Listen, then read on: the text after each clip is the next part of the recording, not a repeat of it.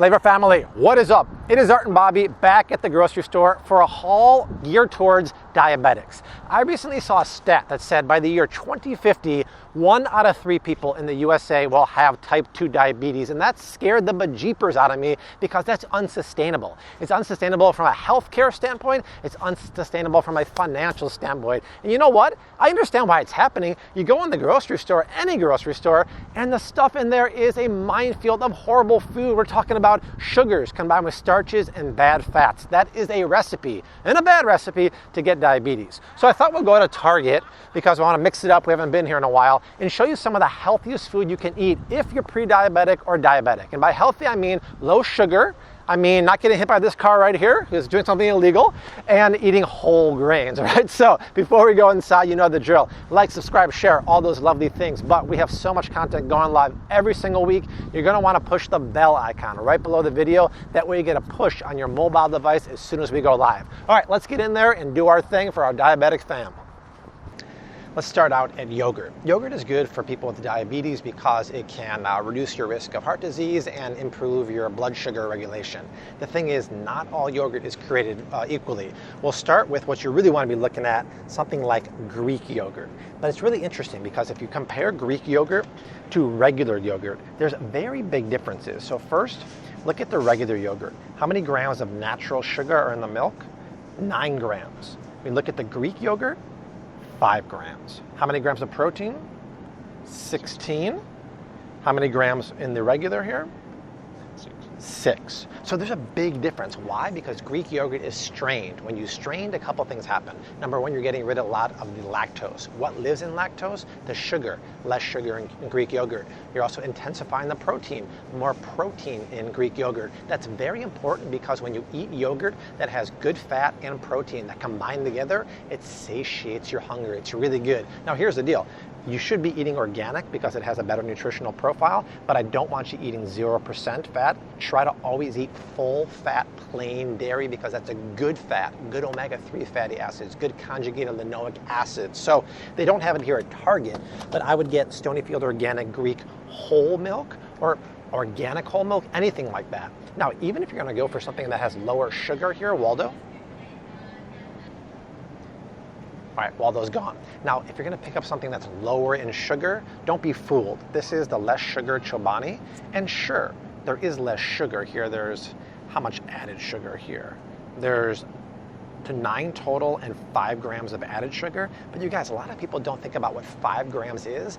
5 grams is over 1 teaspoon of white cane sugar added here. You do not need that. Add your own stevia, add your own monk fruit, or there is one and only one that is lower sugar here, and it's this stuff. It's called Too Good.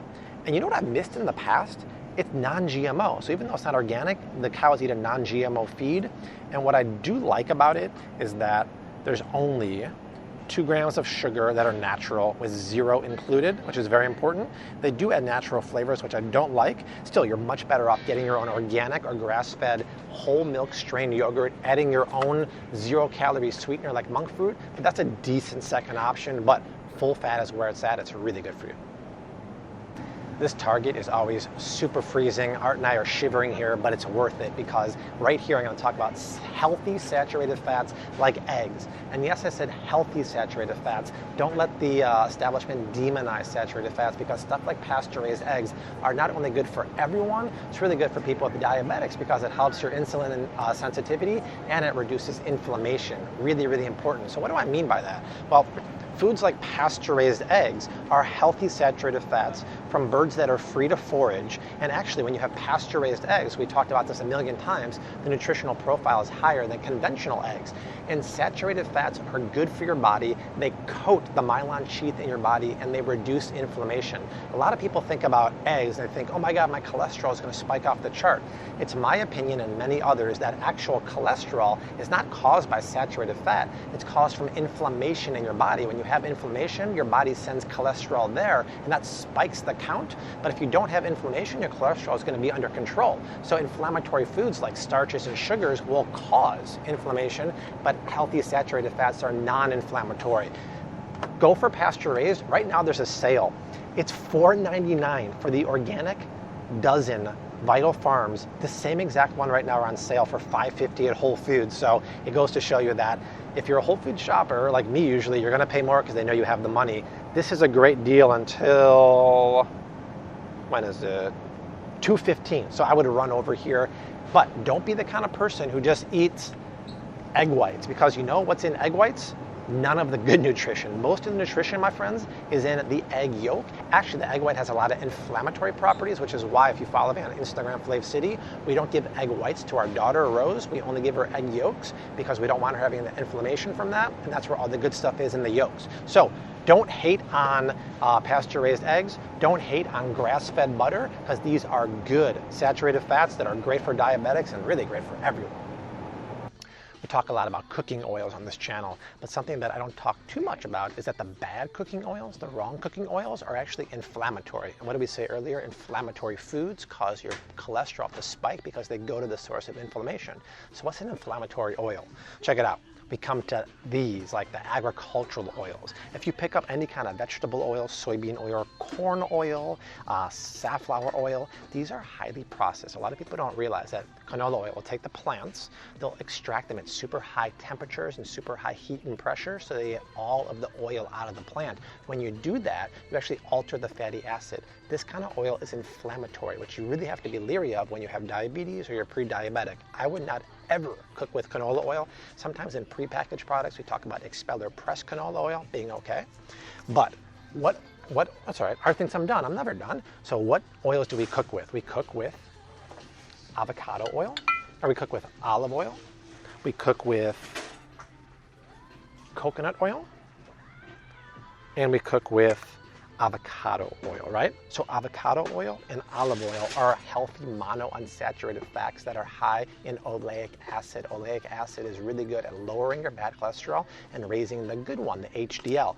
Way better than the other stuff. And even though coconut oil gets demonized in the press as being a bad saturated fat, it falls under the category of like pasture-raised eggs. It's a good saturated fat that's high in something very rare called lauric acid that's incredibly heart healthy and good at lowering your bad cholesterol. So I would get extra virgin coconut oil. It's really, really important. You can go ahead. You don't have to wait for us. Yeah.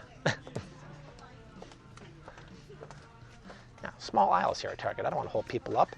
If you're at the store and you want to know what kind of olive oil to get, anyone from California is really good, and anyone from Lucchini is really good, right? These are good supermarket brands, but be careful of the cheap ones like this, right? This is the Market Pantry one.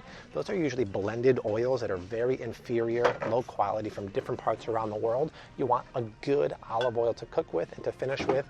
Get the big jug at Costco, get the big jug of avocado oil at Costco, and get the big jug of coconut oil at Costco. Moral of the story, these are good oils. Moral of the story, you want to save money, go to Costco. All right, let's finish the video over here because there was an insane amount of employees, or Waldos as we call them, in the middle aisles. We could not shoot anymore. We're in the Starbucks little cafe here, and of course the security Waldos are behind us, but we got to do our thing. We're going to talk about grains, and if you're going to eat grains, they got to be whole grains, complex carbohydrates, because that's what you really want to eat, right? So we think of something like pasta. You probably know you don't want to eat your basic pasta. It's either going to be made with enriched wheat, or this basically here says semolina wheat or durum wheat. That's just the kind of wheat it is, but it's a simple starch. It's not a whole grain. It's enriched wheat or cracked wheat. Those are not grains that are whole. They're stripped down, so all the nutrition is taken away. So they actually have no nutrition, high on the glycemic index, spike your blood sugar, have a ton of carbs, and no nutrition. So you probably know you want to trade out of that, but there's quite a few options you can go to. But before you go to anything else, don't think just because you're eating gluten-free, it's going to be low on the glycemic index, because 9 times out of 10, the filler there is going to be very simple carbohydrates like corn flour, rice flour. This even has a preservative called mono and diglycerides, which is a derivative of trans fatty acids.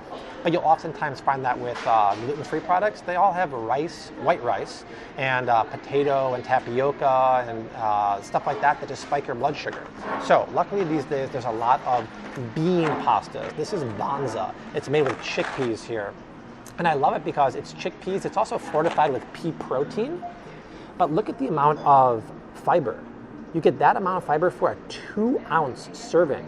So, Art, how many grams of fiber are in the whole box? I can't see. 5 grams. How many servings in the box? 4. So there's 20 grams of protein in here, 20 grams of fiber in here. It's a complex carbohydrate. It's a chickpeas, basically. You could also get pasta made of red lentils.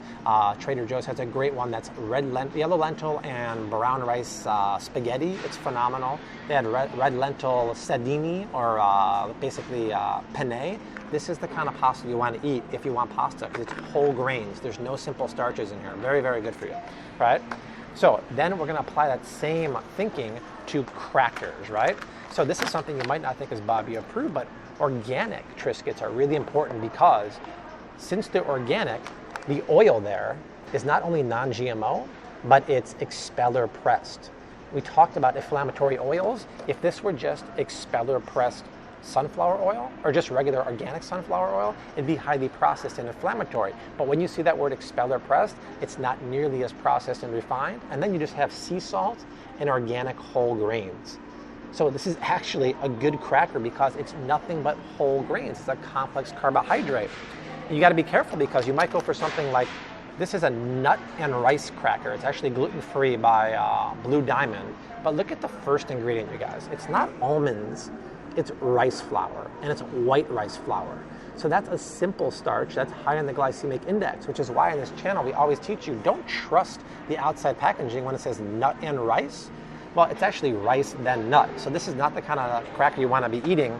This is probably one of the best complex carbohydrate whole grain crackers on the market. This is Mary's Gone Crackers. And look at this list here.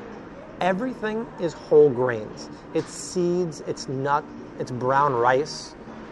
I mean, that's fantastic. It's still a little high in carbs, but nothing compared to a traditional wheat cracker. But that's the stuff you want to eat, right? Think of it like almost like a keto diet. You want to have low carb crackers, and probably the lowest carb cracker would be this. It's not really a cracker, but it's made of Parmesan. They also have cheddar cheese ones. You look at the ingredient, it's one ingredient. It's Parmesan cheese. And then you look at the carbs, and I think it's 1 carb per serving. So yeah, technically it's not a cracker, right? But this will have basically a 0 glycemic effect. If you don't want that, you want real crackers, just go with something that has whole grains made of seeds and nuts, not starches, not flours. And if you're gonna get something that's made of a flour, it's gotta be whole grain, right? So once you understand what to look for, it's very, very easy, but it could be treacherous walking around the grocery store. There's a lot of stuff that can lure you in that's not good for you, especially with the oils, right? You have to keep in mind that good oils and good saturated fats like eggs and grass-fed butter are so good for you, despite what they taught us all throughout the 80s and 90s, that fats were bad and they vilified them, so instead they started giving us hydrogenated margarine and pumped up the sugar. That's bad news, right? So that's what I would do if I were shopping on a diabetic diet. If you want more recommendations, I'm more than happy to start researching even more to help you guys. If you have other diet requests, please let me know. I want to start looking into like FODMAP and Crohn's diet, but I'll do this all for you. So leave a comment down below and let us know what kind of diet shopping hauls you want to see. But Art and I have 2 more videos going below us right now. Like, subscribe, share. That's the only way our channel keeps growing. But we will see you soon. Until then, we say unto you like we always do. # keep on cooking. Mad love and peace.